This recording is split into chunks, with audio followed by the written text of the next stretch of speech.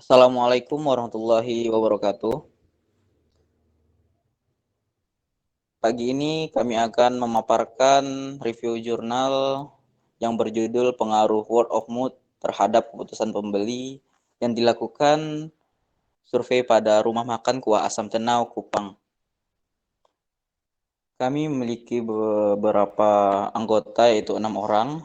Yang pertama Aida Tashrifah, yang kedua Syarifah Naila, yang ketiga Samila, yang keempat Angelica Stefani, yang kelima Muhammad Rizky Aimanul Haq, yang keenam Agnes Ayuping.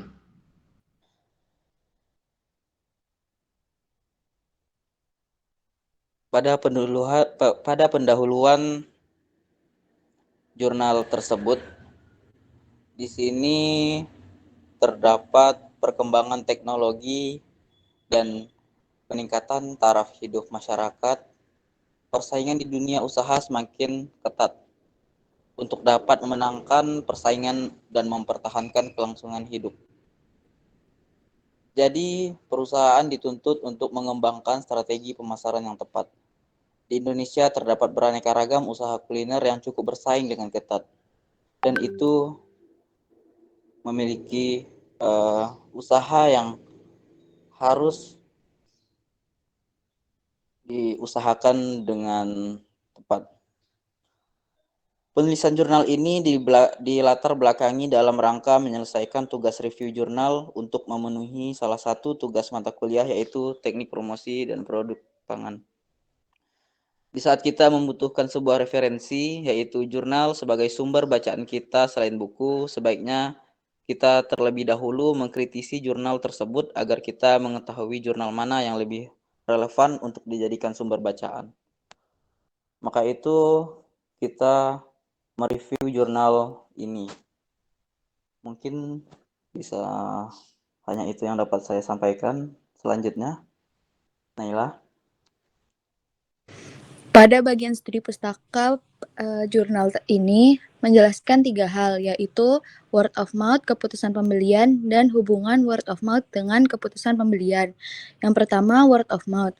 Word of mouth merupakan komunikasi yang berupa pemberian rekomendasi secara individu maupun kelompok terhadap suatu produk atau jasa. Word of mouth dapat dikatakan berhasil jika dapat mengubah perilaku konsumen dari yang tidak membeli menjadi membeli. Word of mouth yang positif dapat membantu seseorang dalam pengambilan keputusan akan pembelian suatu produk atau jasa. Yang kedua, keputusan pembelian. Keputusan pembelian dipengaruhi oleh pemasaran yang menarik dan informasi dari orang terdekat yang sudah pernah membeli barang yang ingin dibeli calon konsumen. Oleh karena itu, word of mouth yang positif dapat mempengaruhi keputusan pembelian. Dan jika word of mouth bersifat negatif, maka calon pembeli akan mengurungkan niatnya untuk membeli produk atau jasa. Yang ketiga, hubungan word of mouth dengan keputusan pembelian. Dapat berhubungan dengan keputusan pembelian. Oleh karena itu, perusahaan harus membangun hubungan yang baik dengan konsumen untuk menciptakan loyalitas dan memastikan agar konsumen membicarakan hal-hal positif terhadap produk perusahaan tersebut. Dengan demikian, akan menarik pembeli lain untuk membeli produk dari perusahaan tersebut. Next. Selanjutnya, metode penelitian. Metode penelitian yaitu adapun ruang lingkup dan lokasi penelitian. Penelitian ini bersifat deskriptif kuantitatif yang menjelaskan pengaruh antara faktor-faktor word of mouth terhadap keputusan pembelian. Lokasi penelitian ini dilakukan di Rumah Makan Kuah Asam Tenau, Jalan M. Praja, Kecamatan Alak, Kota Kupang, Provinsi Nusa Tenggara Timur. Adapun variabel penelitiannya yaitu variabel independen X, yaitu terdiri dari berbicara hal positif, rekomendasi, dan dorongan. Untuk variabel dependen yaitu berdasarkan keputusan pembelian. Populasi dan sampel. Populasi dalam penelitian ini adalah konsumen yang pernah melakukan pembelian di Rumah Makan Kuah Asam Tenau Kupang.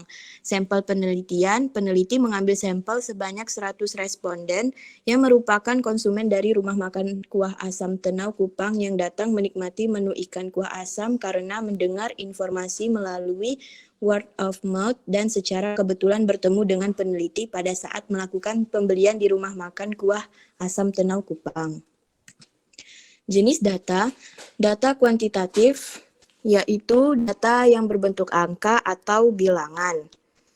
Data kuantitatif sesuai dengan bentuknya dapat diolah atau dianalisis menggunakan teknik perhitungan matematika atau statistika.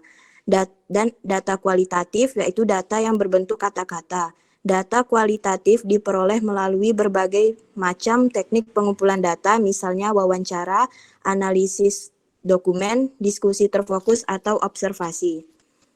Selanjutnya sumber data, yaitu data primer, data yang bersumber langsung memberikan data kepada pengumpul data.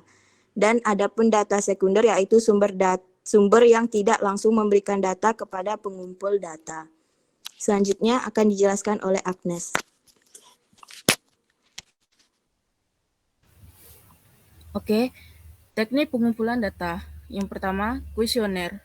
Kuesioner dalam penelitian ini menggunakan skala Likert yang akan berisikan pernyataan mengenai variabel WOM yang terdiri atas 3 pernyataan dari masing-masing variabel, yaitu bicara hal positif, rekomendasi, dan dorongan. Yang kedua, wawancara. Peneliti mewawancarai pemilik rumah makan kuah asam tenau tentang profil atau gambaran umum tentang rumah makan kuah asam tenau. Yang ketiga, studi kepustakaan dan penjelajahan internet. Peneliti melakukan studi kepustakaan dengan cara menganalisis berbagai literatur yang ada seperti buku, skripsi, dan jurnal yang berkaitan dengan word of mouth dan keputusan pembelian. Pengujian instrumen penelitian. Yang pertama, uji validitas. Uji validitas ini dilakukan untuk mengukur apakah data yang telah didapat setelah penelitian merupakan data yang valid atau tidak. Dengan menggunakan alat ukur yang digunakan adalah hasil kuesioner. Yang kedua, uji reliabilitas adalah seberapa besar derajat tes mengukur secara konsisten sasaran yang diukur. Teknik analisis data. Yang pertama, analisis statistik deskriptif. Besarnya persentase variabel diperoleh dari total dari setiap skala jawaban terhadap bobot ideal yang diperoleh dari perkalian jumlah sampel dengan banyaknya skala jawaban. Yang kedua, uji asumsi klasik. Uji normalitas bertujuan untuk menguji apakah dalam sebuah model regresi variabel dependen, variabel independen, atau keduanya mempunyai distribusi normal atau tidak. Yang ketiga, analisis regresi linear berganda. 4. Uji hipotesis. Uji hipotesis ini dibagi menjadi 2 bagian, yaitu uji kebaikan model dan uji kontribusi variabel. Oke, next.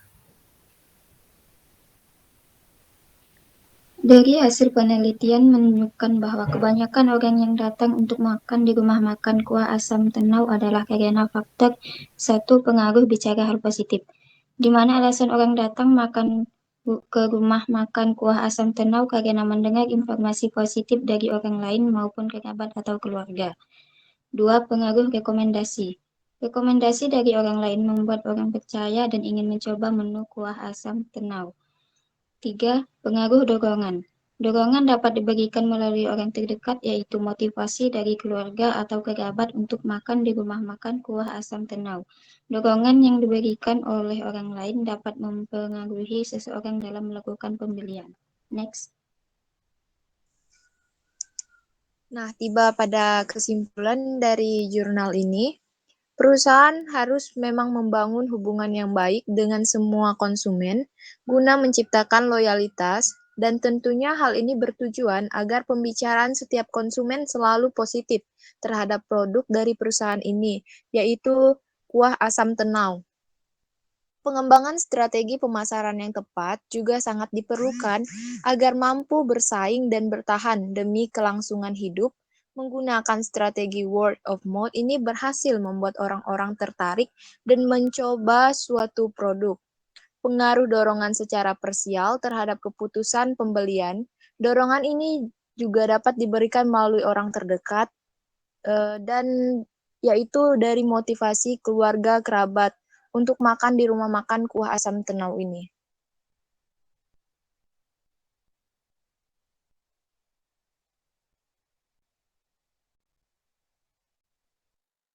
Demikian presentasi hari ini.